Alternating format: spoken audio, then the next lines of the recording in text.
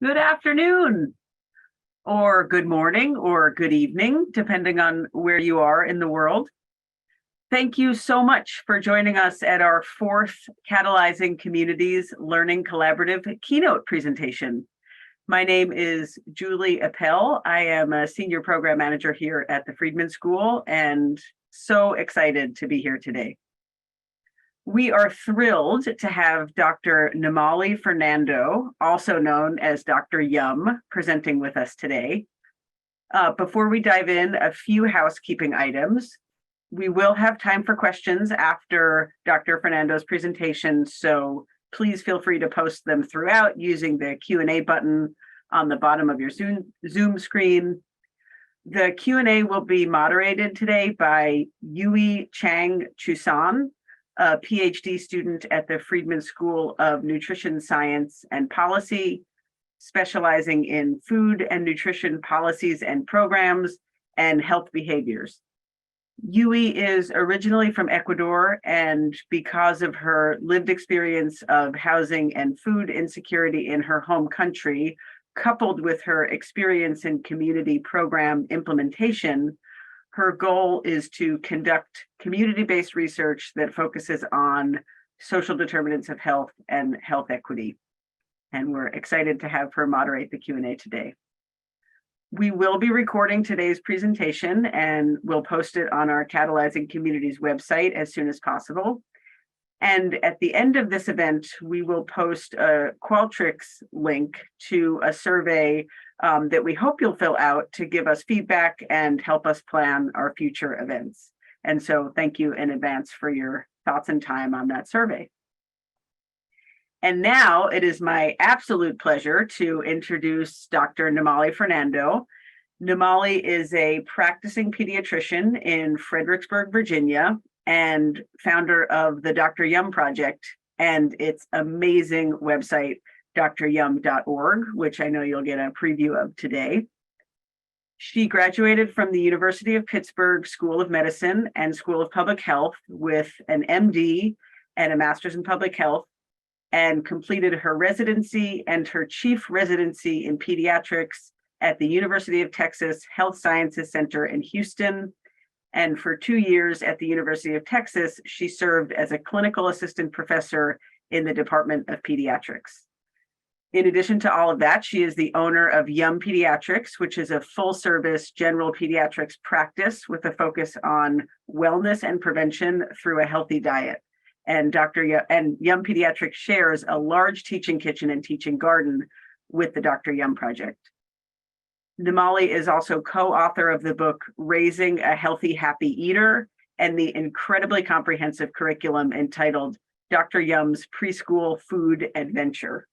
She is a fellow in the American Academy of Pediatrics, a proud mother of 2 boys, and enjoys cooking with her family and running and skiing. And her presentation today is entitled The Dr. Yum Project, Helping Families and Communities Overcome Barriers to Eating Well. Dr. Yum, we are so thrilled that you're here. Thank you so much for joining us, and I'm going to turn it over to you. Julie, thank you so much. And thank you for the honor of being your keynote speaker today. This is such a thrill. I hope to introduce you to our work with the spirit of sharing resources that are free and can help families overcome barriers to eating well and to raise healthy, happy eaters as well. So I'm going to be sharing my screen in 2 ways today. One is actually, it is with my PowerPoint, but then I'm going to be toggling back and forth with the Dr. Yum Project website, just to be able to show you these resources and where to find them. We've been around for 10 years. There's a ton of information on our website, and sometimes it's hard to kind of find and navigate. So I'm going to show you how I navigate the website so you can find some of the things that might be of interest to you.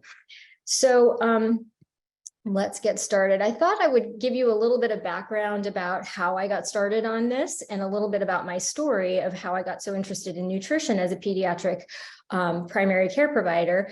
So I really first got interested in obesity and what solutions that I can come up with within my practice. And I noticed that when I moved to Virginia in 2005, that there were so many children who were presenting with diet-related illnesses apart from their BMI.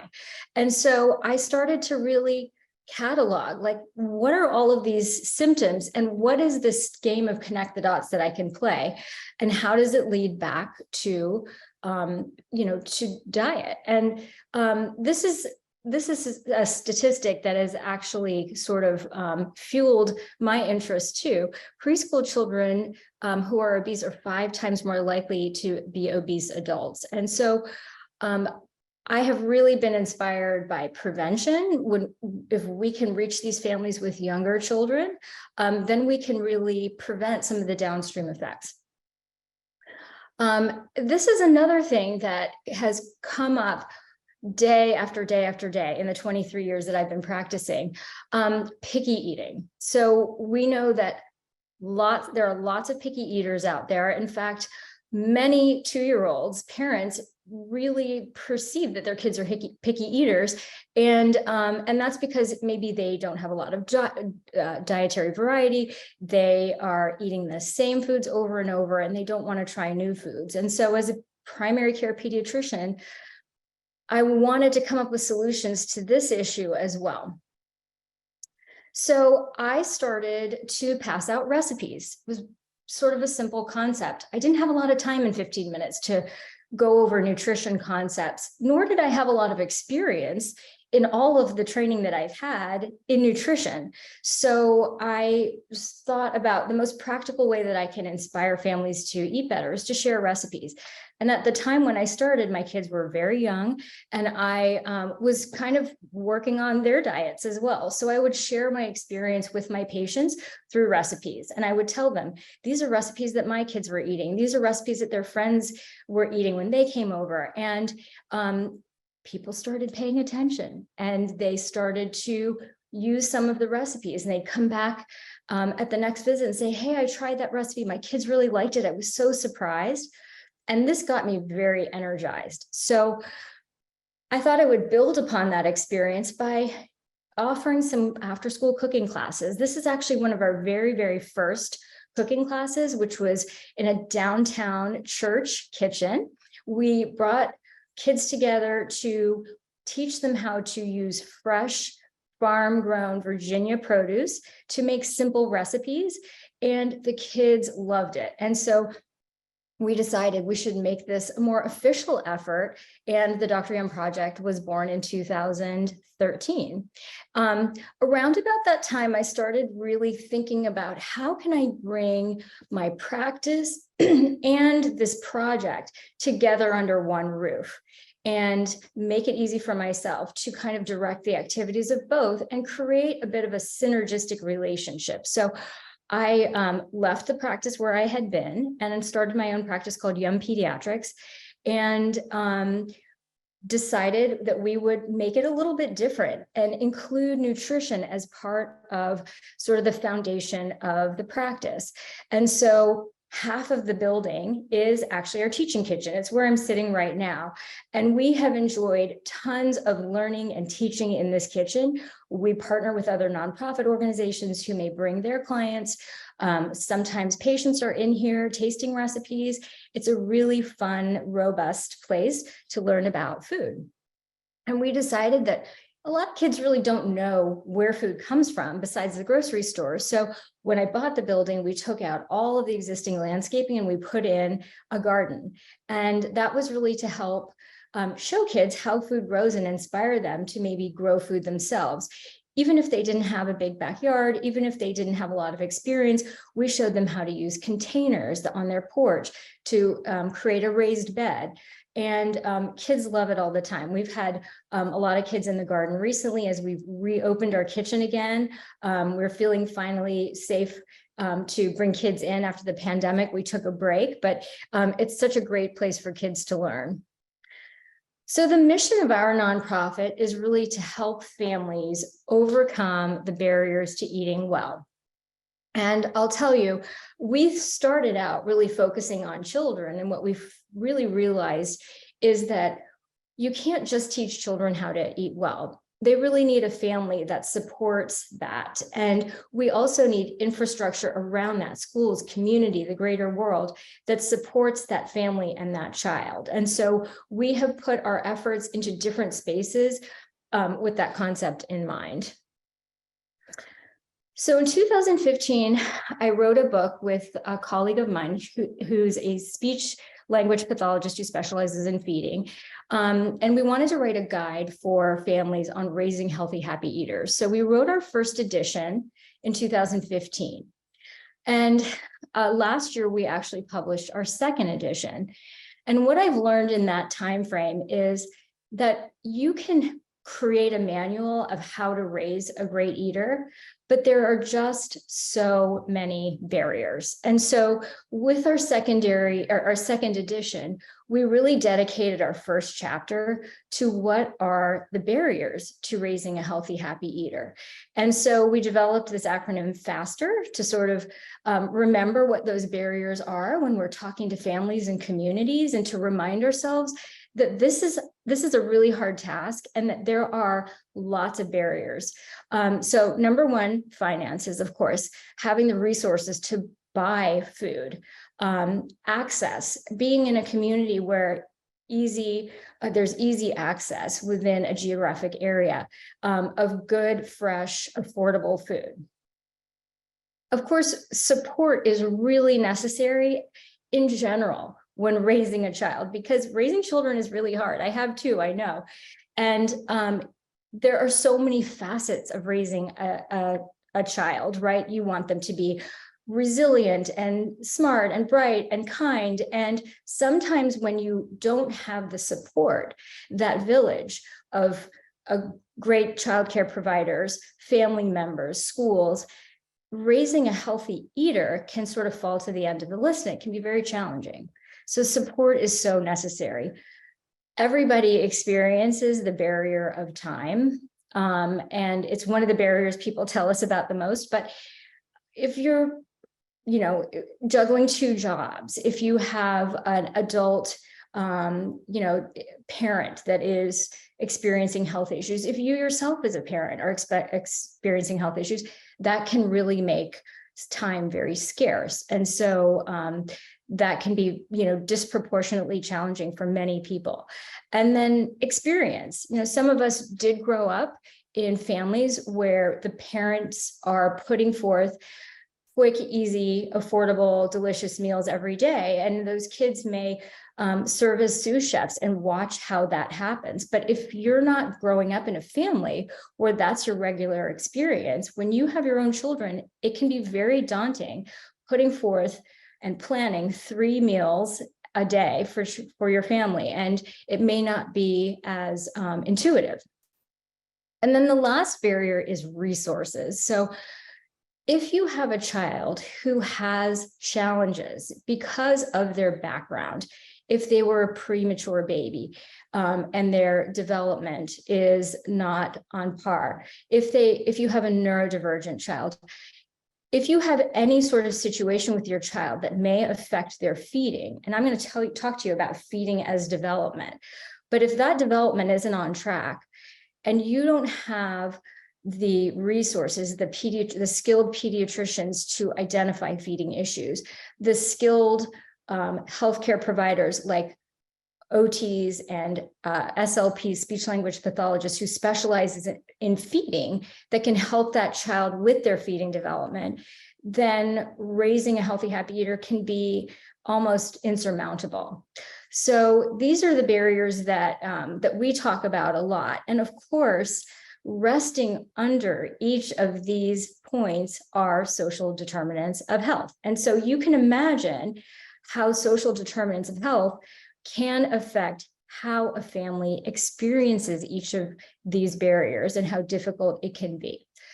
So that said, I wanted to share with you how the Dr. Yum Project, in our own small way, is trying to help families and communities overcome some of these barriers. So the things I'm going to go through during this talk are providing free recipes, increasing cooking confidence, understanding feeding development, educating preschoolers on nutrition, including their families, and then health behavior modules that pediatricians can use in their own private practices.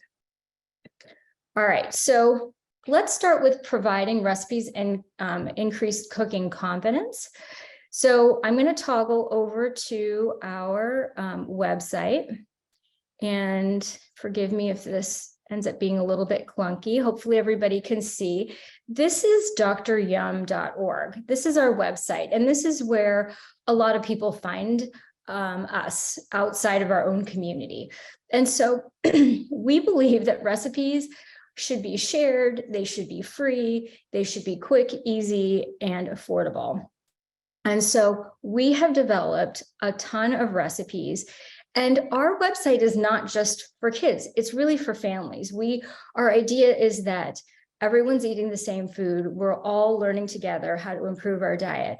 And so these recipes aren't necessarily just for kids. So I'm going to show you how to find our recipes. If you go to our menu bar here, you can see all of the different facets of our website. I'm going to take you to the recipes and show you how you can use our website to find recipes for you and your family. So these are search tags that we use, and I want to show you a couple of search tags that may help families overcome barriers. So number one, these are budget-friendly recipes. And these are recipes, previously we had a parameter of under 250. We're sort of rethinking that parameter, so 250 per serving. We're hopefully going to revisit that parameter, but safe to say these recipes do not use particularly expensive ingredients, and usually they're very easy to find. The other barrier we talked about is time. And so we have quick meals, which are recipes, and I think this is one actually, so I'm just going to jump into here. So quick meals are ones that are less than 30 minutes to make, and this one happens to be budget friendly, and it happens to also be a baby food option. And so if you look at sort of the nuts and bolts of our recipes, we have our methods and ingredients like most, but we also have methods for incorporating this or modifying it for brand new eaters. We have prep time, cook time, and then nutrition information, if you want it, is nesting under this red bar. And then we have yum scores. This one only has 2, but we try these recipes right here in our test kitchen. And we want families to know that these are actually recipes that kids and families will eat, and they've tried. So we use that yum score, which is actually a modification of the Wong-Baker pain score that is used in hospitals for kids to identify their level of pain. And we use it to identify the level of yumminess for a recipe. Another sort of search tag that can be really helpful for families, particularly who have a strict budget. We have our WIC food package. So this is great for families who are recipients of WIC benefits. If you click on this, these are recipes that the recipe list has 75% of the ingredients from the WIC food package. So a lot of these recipes, you can source those ingredients right from that WIC list. So that's a little bit about recipes. There are a ton of search tags by season, by meal type, breakfast, lunch, or dinner, for different dietary needs, allergies. So there's a ton of ways to navigate this. So the other thing I mentioned is cooking confidence and making sure that we develop a little bit of a confidence if we don't have the experience in putting forth meals every day. And so I wanted to show you a place that I love, which is called Our Favorite Foods. So if you click on favorite foods, these are actually some of the foods that we use a lot in our recipes. And if you click on any of them, let's click on bok choy. A family who might not be comfortable with an ingredient they've never used before, it seems high risk to spend money on an ingredient like that, can find out a little bit about it, can research it a little bit, and learn, why is it good for my body? What season is it fresh? What are ways to eat it? How do I introduce it to first-time tasters? How do I store and handle it? And then they can find recipes right from our catalog that they can use to explore that. Next, I want to show you another tool, which I think is really awesome for increasing your cooking confidence, and that is our Meal-O-Matic. So the Meal-O-Matic really solves a number of issues. It is really designed to help families improvise recipes without needing specific recipes and using ingredients that they already may have. So the average family wastes about $2,000 of food, and that's a lot. That's a lot of food waste. And largely that's because we don't know what to do with the bits and ends of foods that we've purchased and partially used. So this solves that problem by letting you improvise. So I'm going to show you just in real time how you might use this. These are the frameworks of recipes that you can use. So I'm going to click on the stir fry. And if you start at the top, you can just follow the instructions and pick what you have. So I'm going to pick some canola oil. Maybe I have some garlic and ginger aromatics. I'm going to pick, maybe I have a can of chickpeas. And then I'm going to go to my produce drawer and see, what do I need to save that I might otherwise waste? And so I can pick a few of these veggies. There's a basic stir fry sauce, but I can add some enhancements to it to make it a little yummier. And then the last section here is the Yummify. So that's the special extra toppings that you can add to make it really tasty. So maybe I can chop up some peanuts, and then I hit the red button, and now I'm going to get a special recipe that is my stir fry with the things that I have. And it's going to give me my ingredients and then my methods. And then there's a little video of me making a stir fry, just so if there isn't a confidence in actually creating the recipe, you've never done that kind of a recipe, you can sort of watch a demo. This has been particularly helpful for picky eaters, for kids with dietary or families with dietary restrictions. They can pick safe foods. And this has also sort of grown a new life in the context of the pandemic, and I'll show you what I mean. In the pandemic, a lot of families were faced with accessing foods from their community through food banks and pantries, and a lot of times it's not quite intuitive how to use some of these ingredients that maybe you've never used before. And so a lot of families, a lot of our pantries in our area used some of our methods of improvising and included that information in pantry distributions. And so I'll show you a set of these handouts that we have made available for anybody to download and include in pantry distributions. And some of these actually are a version of the Meal-O-Matic that I showed you. We partnered with a homeless shelter, and we wanted to give families access to the Meal-O-Matic, but some families really were experiencing housing where they didn't have access to traditional kitchen equipment and may only have access to plug-in appliances. So we created a paper version of the Meal-O-Matic using those plug-in type of appliances. And all of these are here on their website. So you can see there's an electric skillet option, there's a blender option, slow cooker, a salad option, and there are all of these in Spanish as well. So our local community found this very helpful in including in their pantry distributions. All right, let me see if I can navigate back. All right.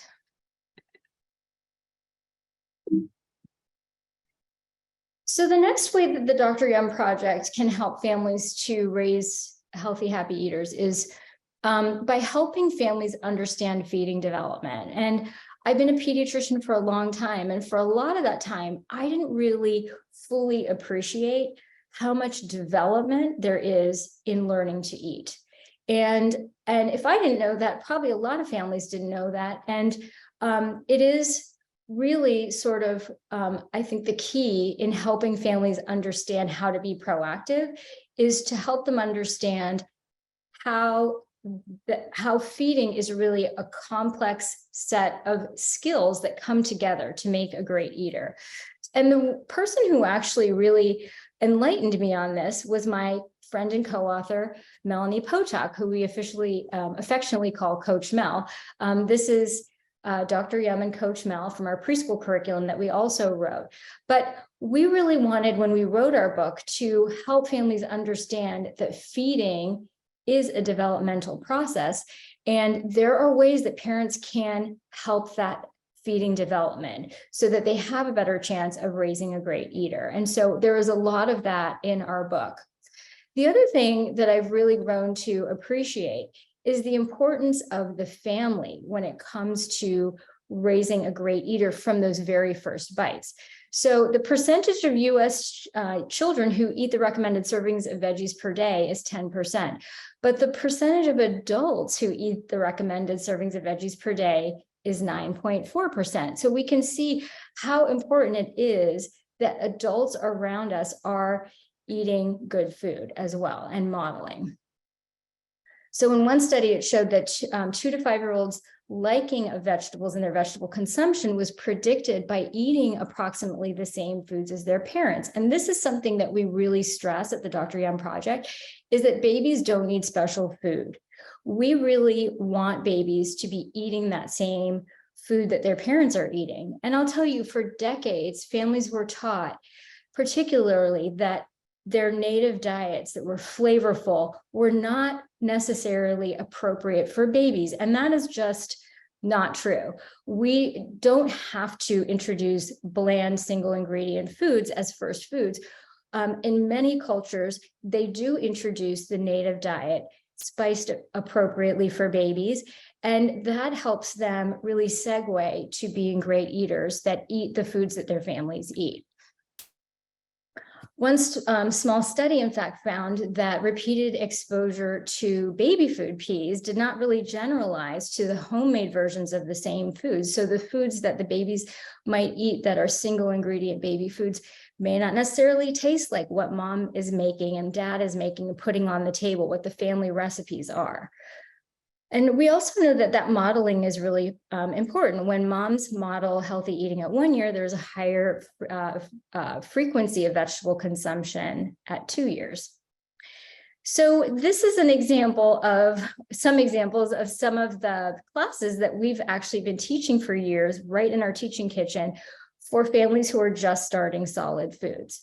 And it might be hard to tell what these little babies are eating, but my family is from Sri Lanka, and one of the favorite foods that Sri Lankans love is curried lentils with spinach, eaten with brown rice. And so this is a food that I ate as a first food, that my children ate. And so when I do my class, it's one of the foods that we offer some of the new babies who are just starting to eat. And families are so delighted and surprised that these foods can be first foods. And at the Dr. Yum Project, we love to affect multiple generations. And what we've found over teaching these classes is the recipes that we introduce to the babies often become favorite recipes for the family. And so sometimes the change maker in the family, when it comes to nutrition, might be the baby. So we've sort of had this approach to talking about feeding development and talking about introducing babies to the family meal experience early for many years. And in parallel, the Partnership for a Healthier America has had sort of the same approach. Partnership for a Healthier America, if you don't know, is a national nonprofit that came out of Michelle Obama's Let's Move campaign.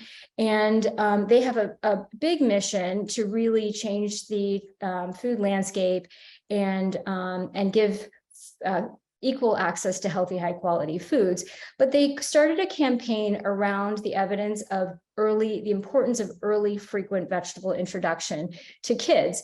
And so we were delighted when they asked us to be an inaugural partner on this particular campaign. And we've enjoyed working with a number of nonprofits and businesses who also believe in this mission. And so in short, the mission is really to introduce veggies early and often, and frequently, to offer a wide variety of vegetables and to be a role model for a veggie forward diet. And so they've really looked at ways that they can get the message out through the baby food industry, through early childhood education and medical professionals. So we felt like they would be a perfect partner to help us get the word out about feeding development and this approach that we love so much of including babies in part of the family meal experience. I had created years ago a set of feeding handouts that I would share at visits with my patients. And so we asked them if they could help us reimagine those handouts and make them free and available for anybody to use. And so in October, we debuted this set of early feeding handouts. And I was very lucky to lead a multidisciplinary team to bring a lot of great practical advice and answers to all the frequently asked questions about feeding.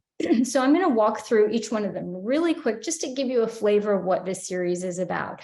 I haven't really enjoyed giving these handouts out for the past several months, and my patients really enjoy taking them back to family members to make sure everybody's on the same page around early feeding and the evidence around early feeding. So one of the handouts in this series is really just an overview of our multidisciplinary team and our collaborating nonprofits. We have a prenatal guide and postnatal for breastfeeding women around the idea of what, a lot of women want to know how they can optimize their nutrition if they are pregnant or lactating. So that answers those questions.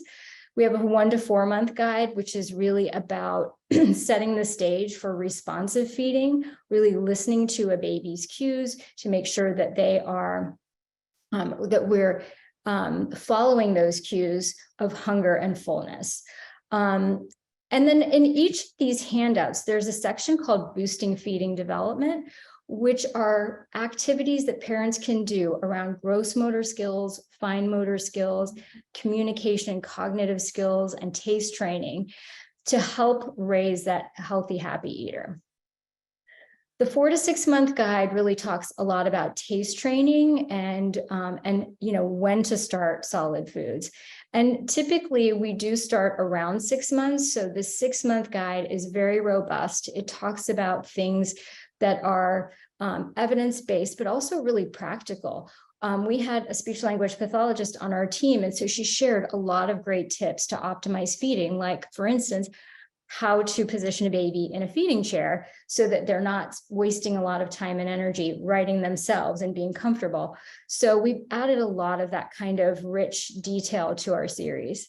We also included a safe eating tip handout, which talks about how to advance solids safely and ways that you can introduce more texture and help babies' feeding development. We included information on early introduction to high allergen foods, which the evidence shows may actually prevent food allergies. So prior to that, we were waiting until babies were toddlers to introduce things like peanut and egg, but we now know that we should be introducing those as young as 4 to 6 months.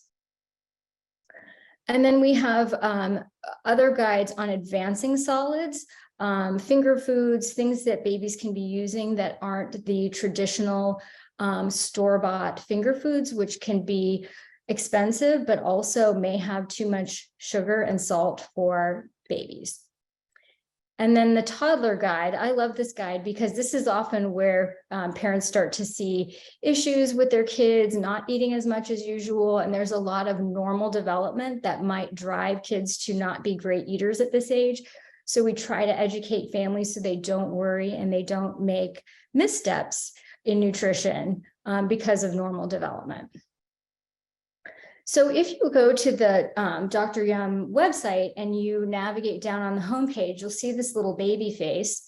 And if you click on that, that is our baby food toolkit. So we've put all of this information into one specific place, so families can find a free video course. So if families are better at learning through video medium, they can download our free video course, which comes in 3 modules and covers a lot of the feeding in the guides that I showed you.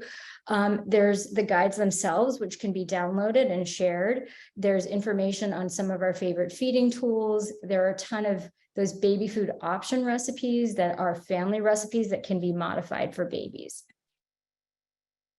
So that's how we can help families understand early feeding development. I'm going to move on to our next topic, which is helping preschoolers. So Coach Mel and I, in 2013, we wanted to develop a curriculum that could help preschoolers learn about nutrition. And our vision was to teach teachers how to teach a joy of fruits and vegetables within the classroom, and to create materials and outreach for parents to be able to extend that experience to the home. So we wrote a series of cooking lessons that could be taught in early childhood education centers. This is the curriculum as it is now. We are in our 7th edition now, and it's a robust curriculum of 24 monthly lessons that are very flexible and can be used by a number of early childhood education centers. We are also a National Head Start partner, and so we've National Head Start Association partner, and we have enjoyed a lot of success in Head Start classrooms across the country. So real quick, this is our team now. We've expanded our team. We have a multidisciplinary team, and we really have paid special attention to what teachers want. Teachers want to be able to hit a lot of developmental milestones when they're doing a lesson. And so the outcomes that Head Start uses are called the Early Learning Outcome Framework Standards. And we found that when teachers do a lesson, that they're meeting a number of developmental standards. So the experience starts with cooking, or actually with exploring a food by passing it around and touching it, talking about it, using language. And then eventually the kids will cook together. And there's a ton of learning that happens when they're doing that. They're learning to work in teams, they're learning to support each other. And we found that teachers actually learn a lot too. In one recent survey we did of all of our teachers, we found that 80% of them actually have changed the way they and their families eat as a result of teaching the curriculum. We really focus a lot on language, exploring and explaining what the kids are experiencing when they're using their senses around food. We teach the kids how food grows. We teach them superpowers of food, how it affects their body. And we include a number of extension activities to give the kids a lot of experience and confidence around food through things like community connections, how food grows around the world, science experiences, art, music, movement. So it's really robust. Here's some kids doing an extension activity where they're predicting how many seeds are in a pepper, and they're actually pulling them out and counting them. And there's a ton of development happening in this little vignette here. And kids really are using so many skills when they're actually doing some of the cooking experiences as well. And we've had a lot of experience with our early Head Start community as well. So there are a number of these programs that are using these lessons for children as young as 2. And you can see some of these early Head Start kids experiencing food. And even they can, in certain ways, participate in cooking experiences. And I mentioned that we have a lot of outreach that goes back to the home as well. And we've created a version of this curriculum that can be used in practices for feeding therapy. So within schools, working with kids with special needs, and also within private practices, speech language pathologists and OTs are using our curriculum to help those kids with particular feeding challenges to get that sensory confidence around food. We've done a number of research projects around this, looking at how this affects kids and their experience with food. And we found that with 400 kids, that they significantly improved their experience with food, their attitudes and behaviors. And we presented some of this research years ago at the AAP, American Academy of Pediatrics. We recently went through this again in a Head Start community in Alabama, and we looked at 600 kids, and we asked teachers to rate their food experiences before and after the curriculum. And we found a huge difference in their food fussiness after just either 1 to 7 lessons, and their food enjoyment significantly increased too. So this is a curriculum that really gives families the confidence to bring some of those foods into the home and to really have kids ask for those foods by name, and then there's less risk of bringing those foods in because they know, families will know that their kids will really enjoy them. The last thing I'm going to go through really quick is our new Touch Points program. So the American Academy of Pediatrics came out with a clinical practice guideline recently that talked about the management of childhood obesity. Some of you may have heard about this. They went through a number of articles and abstracts to come up with 13 key action statements and consensus recommendations. And the key takeaways is that are that obesity is a complex chronic disease. We need to be paying attention to the comorbidities, and we need to offer treatment as quickly as possible. And one of those treatments and these are from the American Academy of Pediatrics, if you're wondering about these slides, they provided these to me, but one of the arms of treatment is intensive health, behavior, and lifestyle treatment, which are basically health education, skill building, behavior modification, and counseling that can be offered in a group format, an individual format, either face-to-face or virtually. And the evidence shows that this type of behavior management is best done in 26 contact hours over 3 to 12 months, either in a healthcare setting or partially in community settings that have a link back to the medical home. This really it came out with a big splash, and a lot of us pediatricians were not sure how we could really accomplish this level of intense behavior management with our patients, because the tertiary care centers are very scarce and there's not a lot of these programs available. So we are in the process of unveiling our own Touch Points program, which are a series of health behavior modules, which can be initiated by primary care pediatricians. We have a number of partners around the country that are waiting to be able to use this program, where we had this looked at by a focus group of pediatricians recently across the country, and we're just putting some final touches on some edits to the program. But basically, this gives pediatricians the ability to use health behavior modification in their own practices by giving families a nutrition intake and then picking health behavior modules that are relevant for the family. And I've been using this in my practice for a number of months now, and I'm really enjoying it. The modules have talking points, they have a video and a handout, and then they also have some family work that the family and provider can decide on.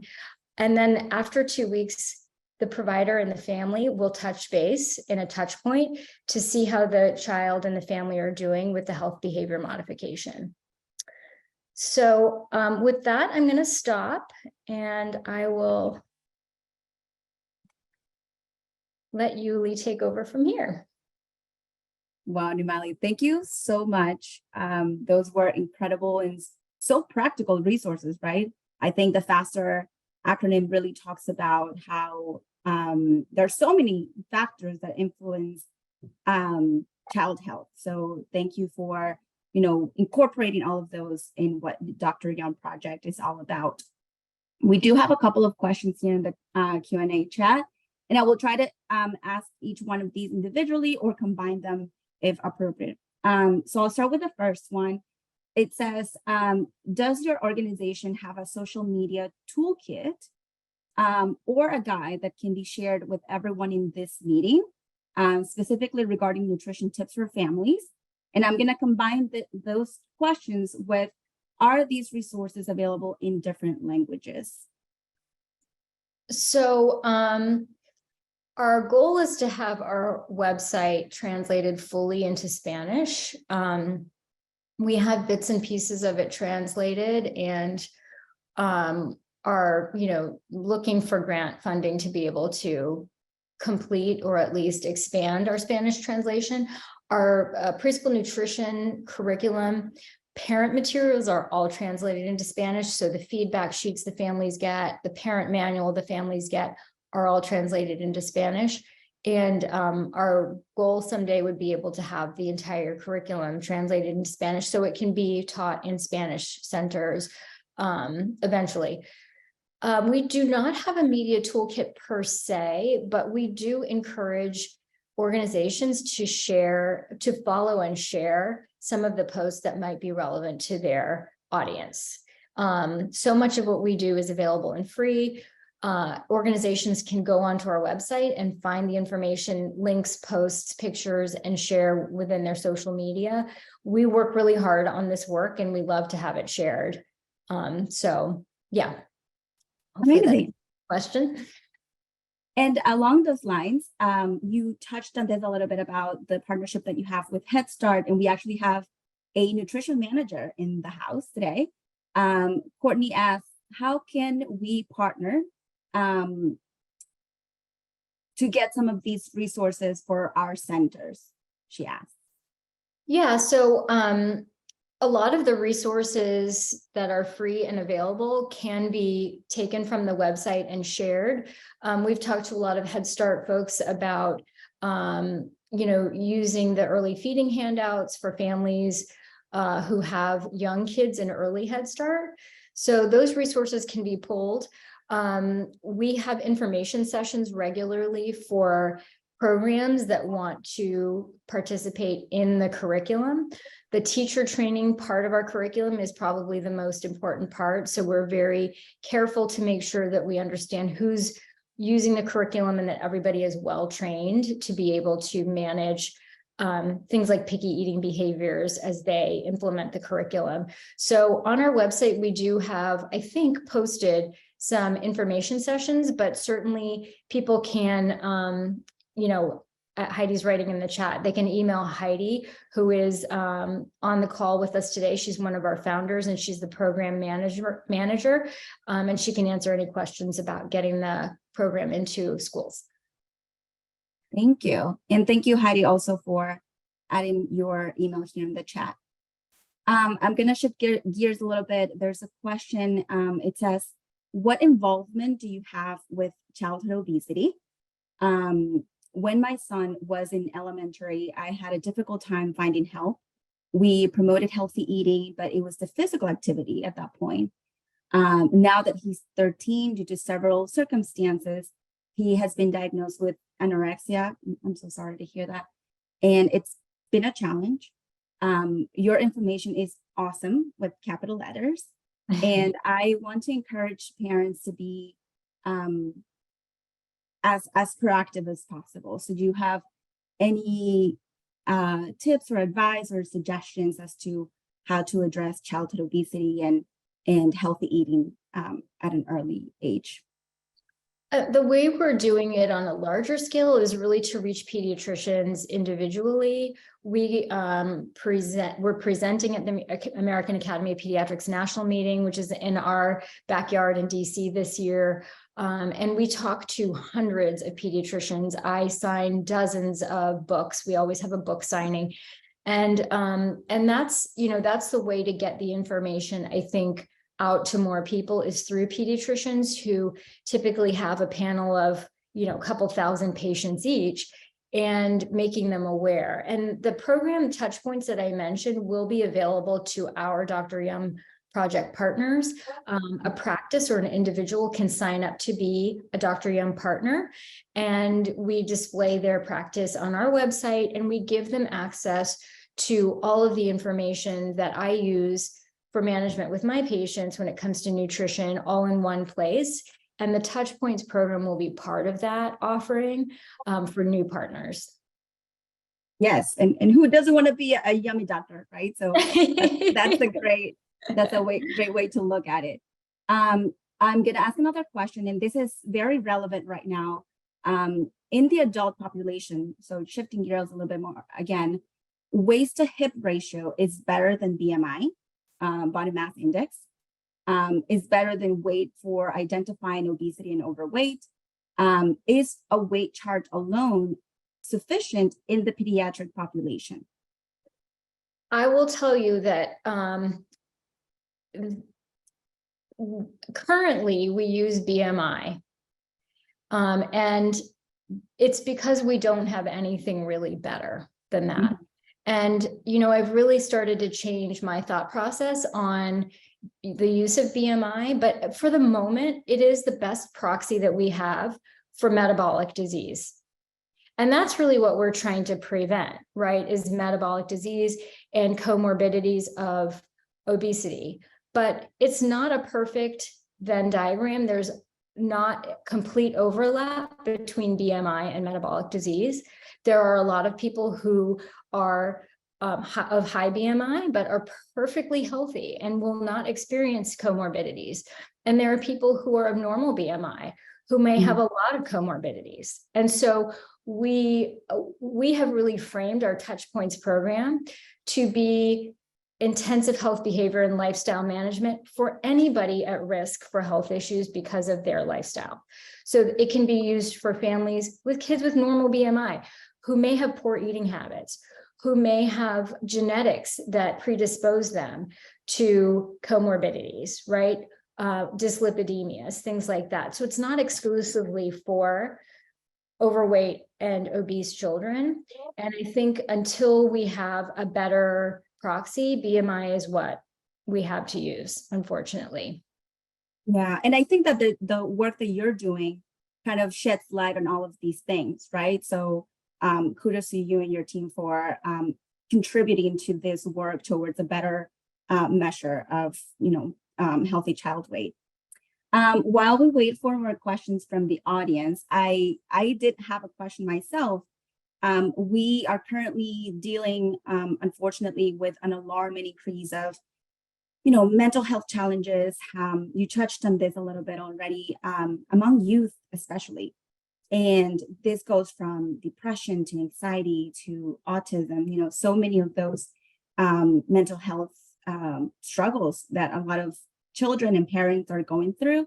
So do you have any examples of how Dr. Yum's project has supported families with children with mental health diagnoses? Yeah, I'm glad you asked the question. It is probably the hottest topic right now in pediatrics, is this mental health crisis. I recently did some additional training to be able to take care of some of these problems which I normally would refer to, but our child and adolescent psychiatry folks are inundated. I think diet, there is a very compelling argument for diet when it comes to mental health issues. And neurodivergent kids, also autism, for instance, there is a very clear connection to the gut and the brain. And so anything we can do to help kids eat a better diet, which enriches their microbiome. The microbiome actually creates and modulates some of the most important neurotransmitters that we make that are important for our mental health. So anything we can do to help kids to eat better. Our preschool program in particular is so enlightening for families of kids with autism and other feeding challenges to use, because they see that a consistent, joyful approach really can improve their diet. A lot of these kids are eating a very narrow diet because of their sensory challenges.